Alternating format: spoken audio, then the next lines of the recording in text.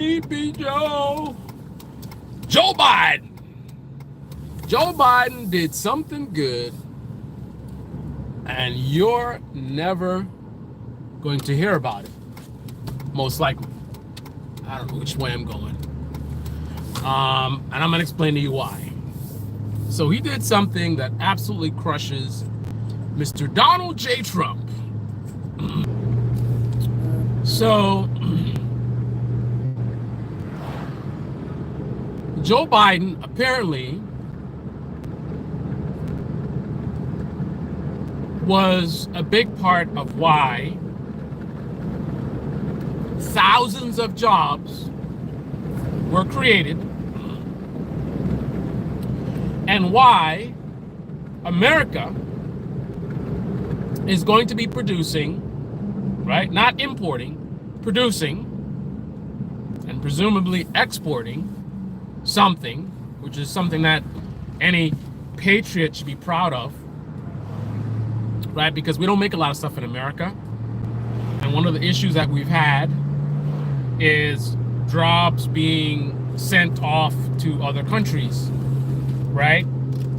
So people in this country may be struggling to survive, trying to find work. And one of the reasons for that is some of the jobs might be actually sent to other countries, right? Well, Joe Biden was a big part of setting up Microsoft to, I believe they're building an AI factory or facility of some sort. And again, this is going to bring thousands of jobs. And it's also, again, it's good for the country as well, because we know this is something that can help us in terms of leading the world in AI, which is obviously a big thing right now. In contrast, Donald Trump promised to bring a bunch of jobs.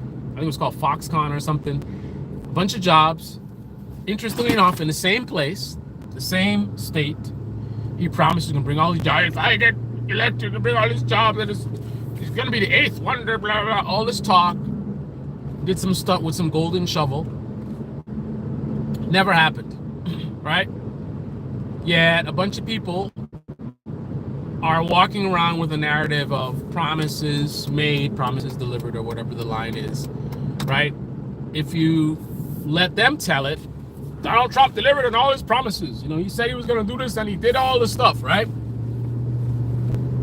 Those same people either don't know or refuse to tell others about the reality of his failures. Now, here's why you're not going to hear about this thing that Joe Biden did, this accomplishment. And before I say that, I want to give you a caveat. Now, this is not the only thing that Joe Biden has accomplished that is positive for the country. He's actually accomplished a good amount of things. I'm not impressed, right? Because I don't go by the Kyle Kalinske standard of, historic, unprecedented, right? I don't care how a president does in comparison to other presidents, because for a very long time in this country, we haven't been getting much done in certain areas, right? Certain areas, the American people have been neglected, right? So the bar is very low. So it doesn't take much for you to be unprecedented, right? So I'm not interested in you being unprecedented. I'm interested in you delivering big results, right? Like, for example, let me tell you how to deliver big results. We had salaries going up, which was a good thing, but then we had inflation, which ate into a lot of that stuff. Now, if Joe Biden was able to figure out a way to counteract that to where, let's say, because even I make good money, and even when I go shopping, when I go to the supermarket, when I go to Home Depot, which I spend a lot of time in, I still get sticker shock when I see the bill, when I see how much money I have to pay when I just pick up a few groceries. Like, I'm the guy that shouldn't be worried about that. I ain't no one percenter, but I make good money, so I shouldn't even be worried about that stuff. But the reality is inflation is such a big deal that even I'm like, whoa, if Joe Biden could have done something to where that's no longer a thing. When people go and they buy groceries, they either feel like how they used to feel, 5-10 years ago, or even better, they feel better than they used to. They're saying the reverse. They're saying, listen, man, when I go to the supermarket, I pick up a whole bunch of stuff and I'm expecting to pay like $100 or something, and I look at the bill, it's like $88. It's crazy how cheap groceries are, right? That is something that would have a massive impact. I don't know how you deliver that, but if you did something like that, that would have massive impact on a lot of people, from poor to lower middle class, upper middle class. All of these people, this is not something you would miss, right? I would not be able to go grocery shopping and not notice that things are a lot cheaper than they used to. Because again, I noticed that it's much more expensive, and it's not because of a narrative on the news. I mean, I have memory of what I used to pay, and I see how high it is, right? So, point is, we don't see those kinds of changes that are so big that you can't hide from them. Typically, what we see is incremental things, or we see things that affect, just small group of people. For example, these jobs, right? Yeah, that's great, and it's thousands of jobs, but how does that benefit people in other states? How does that benefit people in that state who are not in that industry, or there's no job, like the types of jobs that they're looking for, that it's not relevant? How does it benefit them, right? This is the kind of change that we normally see. So again, somebody like Joe Biden, with the bar being so low, can easily, be unprecedented and all this kind of stuff. So, but I don't judge presidents that way. So I'm not impressed with Joe Biden. And also, I look at a lot of stuff he's done as desperation, right? The way I look at it is, Democrats will do exactly what they need to do to stay in power, right? Not necessarily to win elections, but to stay in power, right? Because even when the Democratic president loses and the Republicans win the White House, a lot of these senators in the Democratic Party, they're not losing their jobs, they're still good. So as long as the result is that they stay in power, they keep making the money, they're gonna do whatever it takes to maintain that. Nothing more, right? So to me, that's why we get the little crumbs that we do. So with that being said, I am not a left-wing propagandist. I'm not here to sell you on left-wing ideology. I'm not here to promote the Democratic Party. I'm not here to promote one party over the other. I'm not here to focus on like one party's bad and one party's good. I'm here to tell people the truth. I'm here to get people unplugged, right? So a lot of the stuff that Joe Biden did, which I believe he did out of desperation, because again, the polls were really bad, right? And if things are looking bad enough, it can get to the point where people in safe districts can actually, lose their jobs. And that's where it's like, okay, we got to do something. They got somebody like Joe Biden, wanted to be president for so long. He finally gets to be president. And now he's heading for like being a one-term president. That's a blow to his ego, right? And there's a lot of other consequences as well. So it's like, okay, I got to do more.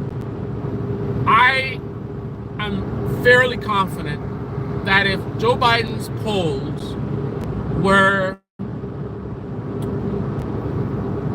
I would say, fair, not good, but fair, I think more than half the stuff that he's accomplished, he wouldn't have done, right? As long as it's fair. But the fact that his polls were atrocious, right? So I can't give him full credit for things that he did in desperation, right? Because his polls were that bad, right? If he had fair polls, decent polls, or even worse, good polls, and he did all the stuff that he did, I would give him a ton of credit. I'd be like, wow, Joe Biden, okay. I mean, I wish he could have done more still, but I'm really impressed that he made the effort and did the things. But no, that's not the way I look at it. I look at it as he was planning to not do really much at all, a lot of rhetoric, and that's how he started. Then the polls got really bad, he got desperate, then he started doing other things. And the latest thing is this plant, this AI plant, right? But if you're a conservative, you're not going to hear about it, right? Right-wing media is not going to talk about how Trump promised these jobs, didn't deliver. Joe Biden actually delivered. And again, significant in two different ways. Jobs for people in that area, and also, patriotically speaking, I mean, that's awesome that this big AI facility is being built here, right? We have to compete with the other countries around the world, and anything that, moves us forward in that realm is good for the country, right? So that's awesome, right? But, I don't know where that cone came from.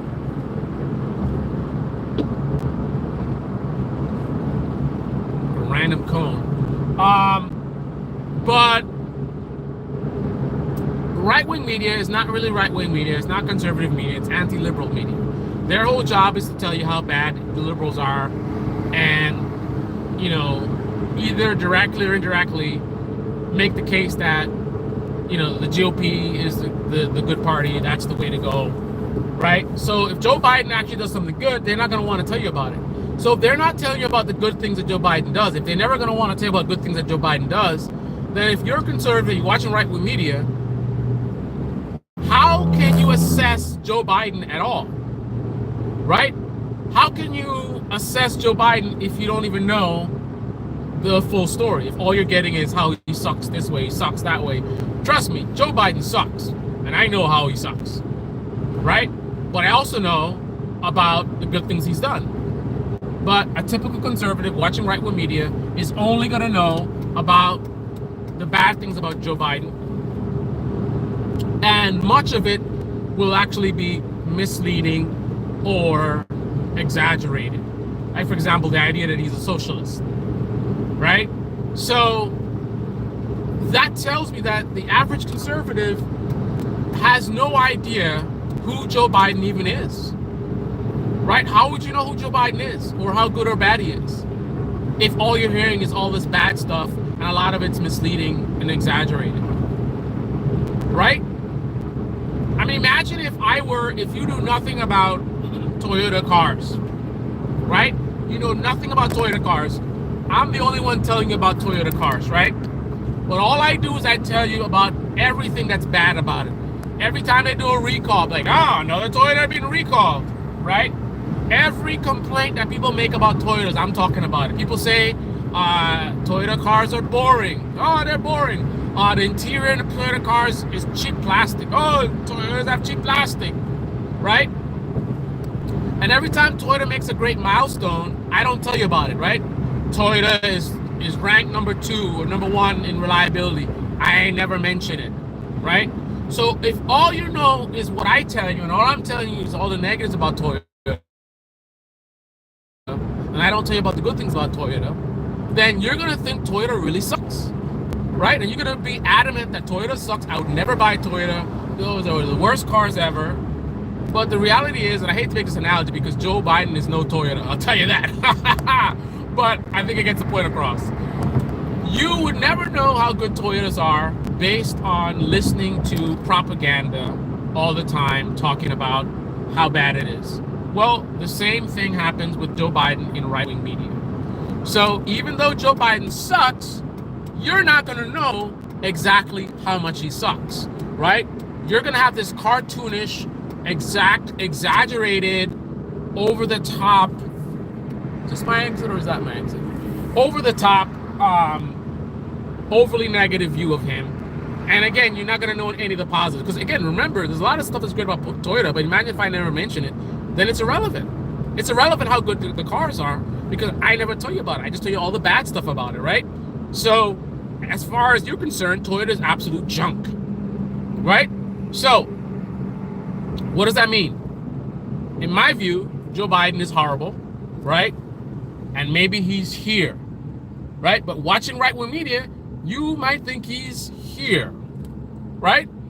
And because you think so lowly of him, maybe you agree with me that Trump is horrible as well, right? But you might think Trump is here, right? Which is lower than Joe Biden, right? But since you've been deceived into thinking Joe Biden is actually worse than he actually is, you're like, okay, I'm gonna vote for Trump, right? I don't really like Trump, but at least Trump is up here and Joe Biden's there. But no, Joe Biden's here, right? Joe Biden should be up here, right? I want this for a president. That's a good president. This is not a good president, right? But it's better than Trump, right? But you can't make that assessment if you don't have all the facts, right? Now, the final point I'm going to make is that some of these guys are very clever, these right-wing propagandists. And so the really good ones might use a very effective technique and actually do tell you about Joe Biden's accomplishment. And you know, it's a real slick technique, because you act as if, you know, someone in liberal or left-wing media would go and make this as a big talking point about how Trump flopped and then Biden won, crushing him, right? And you know, you as a left-winger would think there's no way right-wing is going to talk about this. They're going to hide from this, right? So if you as a right-winger actually talk about it, that's powerful right there, because you're like, wait a minute, they're not afraid to talk about it. And then what are you going to say about it? Well, you talk about the jobs and say these are jobs that are for elites. You know, these are for, like, you know, people that are already making six figures. You know, how is this going to help people who are you know, middle class or working class? You know what I mean? That's what you do. Or you present a boogeyman, right? Oh, it's an AI center. Why does Microsoft want to build an AI center? They're going to build an AI center so they can take our jobs, right? Joe Biden's sitting around bragging about this AI center. And what's going to be the result of this AI center? They're going to use AI to take our jobs, and it's going to result in devastation for this country. So in the immediate term, they want us to get excited. Oh, Joe Biden found these jobs, right? But then a few years down the line, when you see thousands of people losing their jobs, and why will that be? Because this AI factory that Joe Biden's bragging about took their jobs away, right?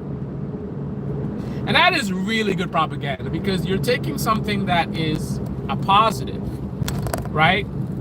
You're leaning into it, so saying, like, we're not afraid to talk about this thing, right? So you think it's a great thing. It's not a great thing.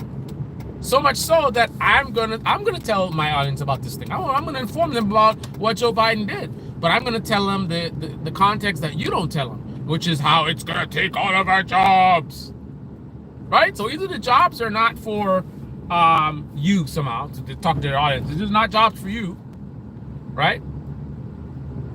Or some fear mongering about AI. Now, and this is the beauty about propaganda. You know, good propaganda, you know, starts with good truth. There are concerns about AI taking our jobs, right? That's a valid concern, right?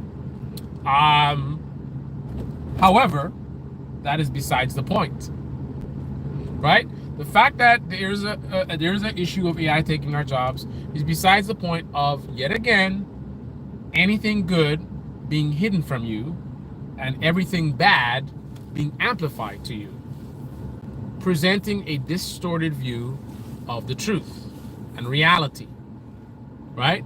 But propaganda is so powerful that even realizing that truth that I just presented to you, you won't care. If you're watching someone who's really good at this, like Ben Shapiro or Steven Crowder, I'm not gonna convince you of what I just said. right? I'm not gonna convince you at all. Your response is gonna be, okay, so they're using it to manipulate, blah blah blah. But still, AI is taking our jobs, and it is a big concern, and blah blah blah blah. And there you have it. This is the Debate Me channel. Debate Me comment section below. Click on the like button, subscribe, smash that bell. Be well. And I'm out. Let me take a look at the chat. If there's any.